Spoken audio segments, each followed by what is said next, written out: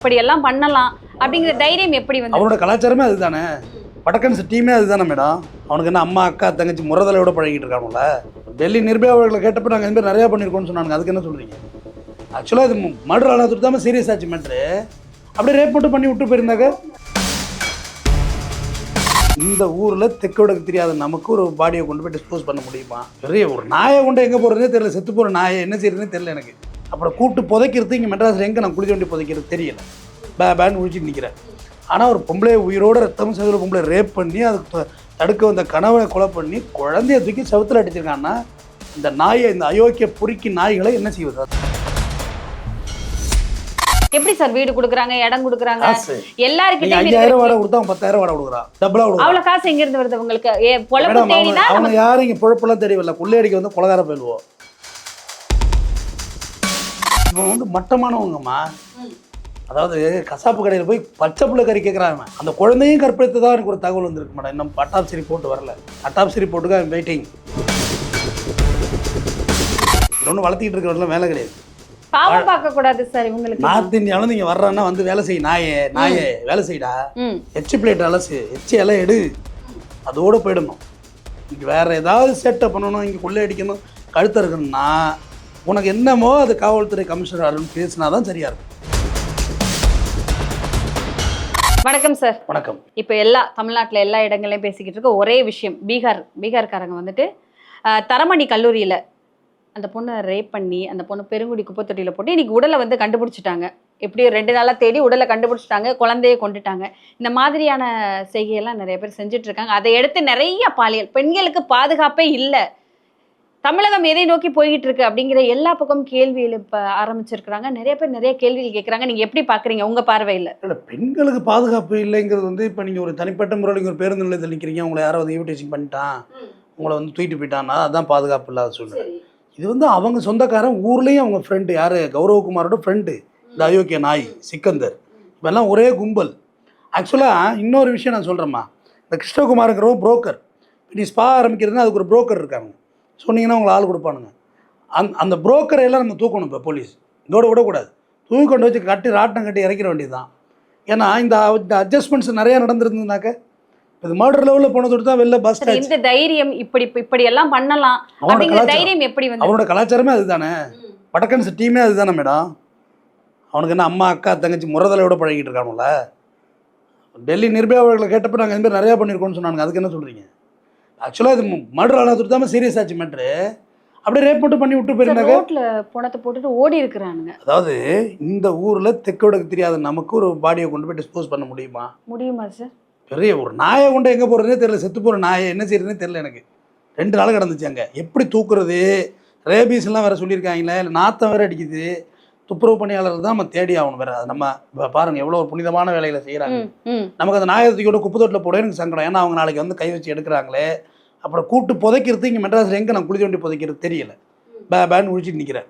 ஆனால் ஒரு பொம்பளை உயிரோட ரத்தம் செதுற பொம்பளை ரேப் பண்ணி அதுக்கு தடுக்க வந்த கணவனை கொலை பண்ணி குழந்தைய தூக்கி செவுத்தில் அடிச்சிருக்காங்கன்னா இந்த நாயை, இந்த அயோக்கிய பொறுக்கி நாய்களை என்ன செய்வது? அதில் பார்த்து அது ஒரு கவர்மெண்ட். என்னோட கேள்வி என்னன்னா, அது ஒரு கவர்மெண்ட் காலேஜ், அதுக்குள்ள இவங்களுக்கெல்லாம் தங்குறதுக்கு இருக்கிறதுக்கு யார் எல்லாம் அந்த விளக்கு மாத்திரத்தை அடிக்கணும். அந்த நிர்வாகத்தில் எப்படி பெர்மிஷன் கிடைக்கும்? நான் தான் கரடி மாரி கத்துறேன் மேடம், கத்துன்னு டே சைட்டில் இன்ஜினியர்ஸ் தங்க வைக்காதீங்க அவனுங்களே. அது வேலை பார்த்தாலும் வேலை பார்த்து சாயந்தரம் 5 மணிக்கு அவன் போயிடணும்.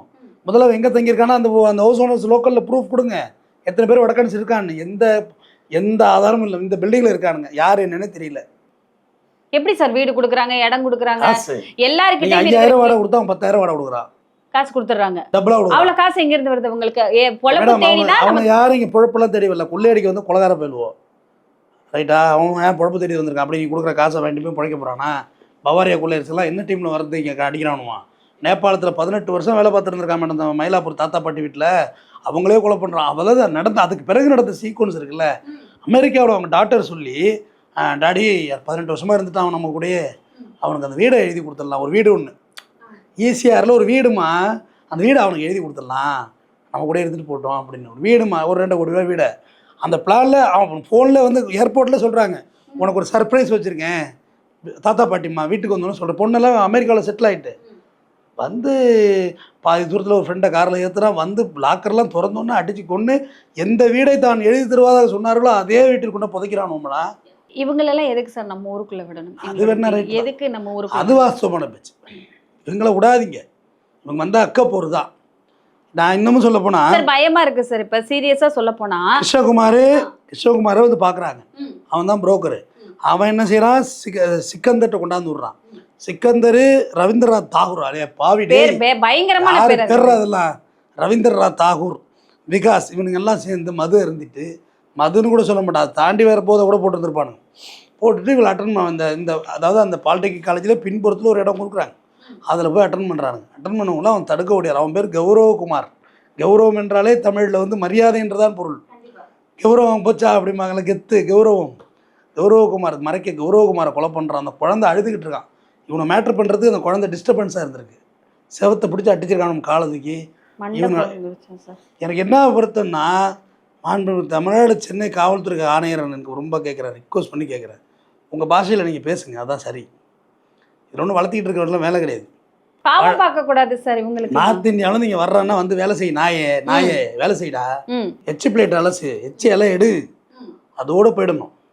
இங்கே வேறு ஏதாவது சேட்டை பண்ணணும், இங்கே கொள்ளை அடிக்கணும், கழுத்த இருக்கணும்னா உனக்கு என்னமோ அது காவல்துறை கமிஷனர் அருண் பேசினா தான் சரியாக இருக்கும். அவர் மொழியில் எடுத்து பேச வேண்டியது தான். பேசினா இவனை அடங்குவான். பயமே இல்லை மேடம் நம்ம நாட்டில். மட்டும் பயப்பட பண்ணுறான். ஏற்கனவே ஐ திங்க் ஏடிஎம்கே பீரியடில் ஜெயலலிதா தான் சிஎம்மாக இருந்தாங்களா? ஆமாம். ஒரு வாட்டி வந்து பேங்க்கெல்லாம் கொள்ளடிச்சோம். ஏர் கன்னை வச்சு, வெறும் ஏர் கன்னை வச்சு பல்பை சுட்டால் பல்பு செதறிச்சு. அதை வச்சு வரிசையாக பேங்கை கொள்ளடிச்சானுங்க. தாம்பரத்தில் வச்சு என்கவுண்டர் பண்ணாங்கன்னு வச்சுங்களேன். அதில் சில ஏதோ முன்பின்முறையான தகவல் இருக்குது. ஆனால் அதுக்கு வேறு அந்த டீமே வரல. ஈரானியர்ஸ் வந்து செயினர் தான் கிடச்சா கொண்டா தரமில்லை. இப்போ 1.5 வருடத்துக்கு டிஎம்கே பீரியடில் வச்சு என்கவுண்டர் பண்ணாங்க. அதுக்கு கூட அவனு அந்த பக்கமே வரல. பவாரியர்ஸு அவங்கள ஜெயிலில் எத்தனை வருஷம் வச்சே இருந்துருக்கூடாது. அதுவே 2 சுட மாட்டாங்க. என்னோட கேள்வி உடனே ஸ்டேட் வைஸ் இதில் இஷ்யூ ஆகிடுமா? செம்மரக்கட்டையில் வந்து நம்ம தமிழ் செம்மரக்கட்டையில் கொண்டு போய் தமிழ் ஆளுகளை 18 பேரை கொண்டு சுட்டானு. நீ 1000 விளக்கம் என்ன சொல்லுங்கள், மரம் வெட்டப்படும், கூலி தானடா இவன், அது இதுன்னு நம்ம கட்சி நடத்துகிறவங்க அரசியலை நக்கி பிழைக்கிறவங்க என்ன பேசுவாங்க. கூலி தானே இவன். செஞ்ச வேலை சரியா தப்பா? எனக்கு ஒரே வார்த்தை, அது மட்டும் சொல்லுங்கள். தப்பு சார். இது செம்மரக்கட்டை வெட்டினது தப்பா, சுட்டது தப்பா? வெட்டினது தப்பு தானே. அவன் ஸ்டேட் அவன் அப்படி தான் சொல்கிறான். நீங்கள் புரோக்கரு புஷ்பாவெல்லாம் அங்கே தான் இருக்கிறாங்க, நீங்கள் சொல்கிறீங்க, அதை நான் வேணும்னு சொல்லலை. சரி, புஷ்பாவெல்லாம் இருக்கட்டும், நம்ம போய் அங்கே செய்யக்கூடாது. இல்லை, என் வீட்டில் வந்து நீ திருநா விடுவனா, என் காட்டில் வந்து நீ மான சுட்டா விடுவனா உன்னைய?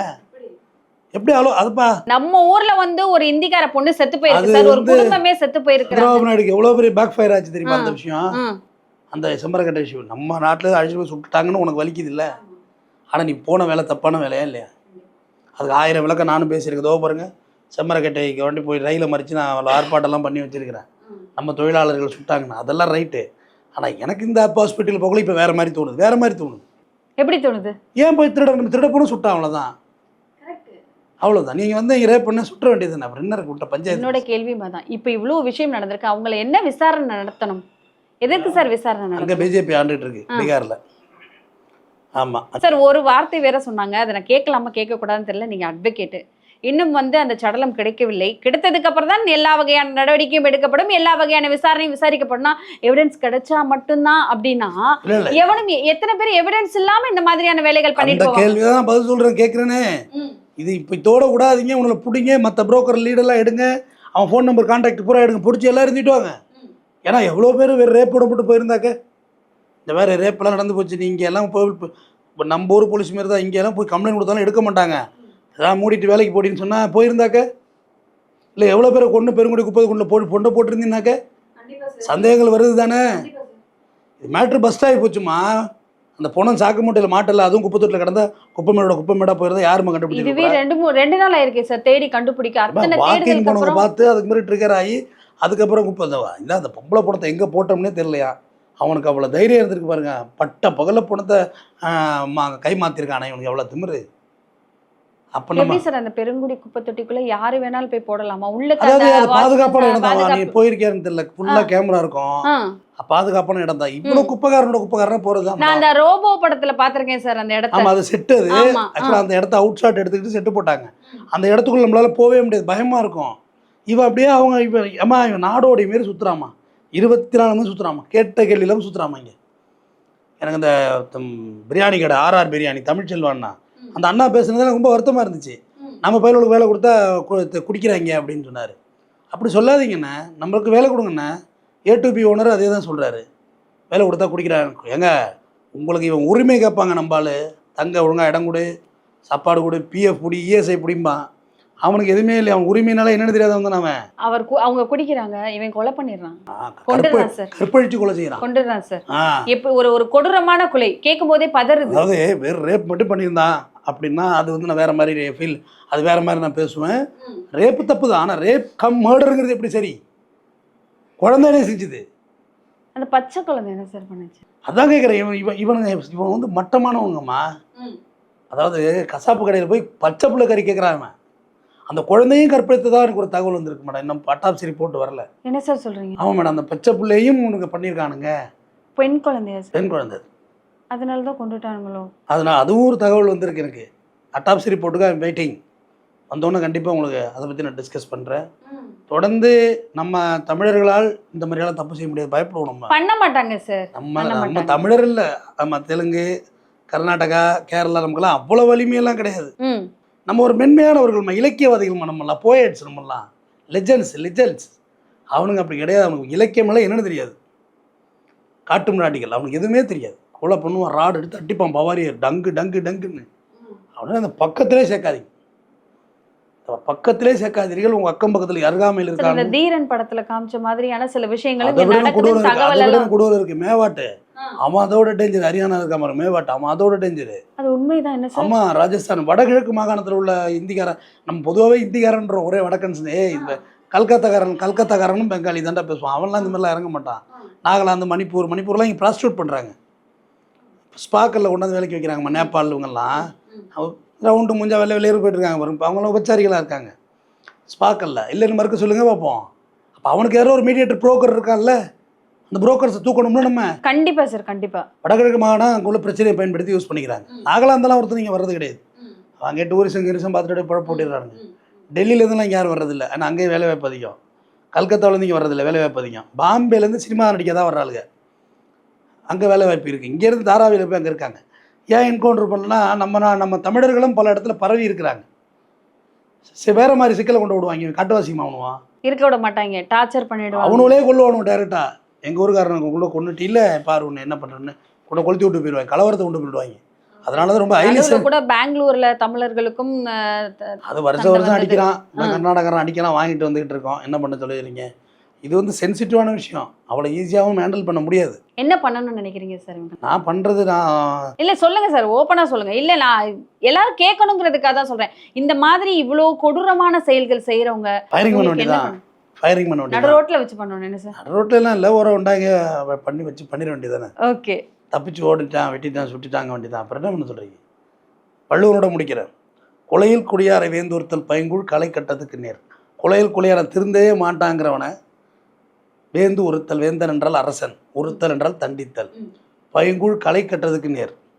நல்ல பயிரை காப்பாற்ற களை எடுத்து தான் ஆகணும். கலையும் உயிர் தான். தொடர்ந்து பேசுவோம். நன்றி.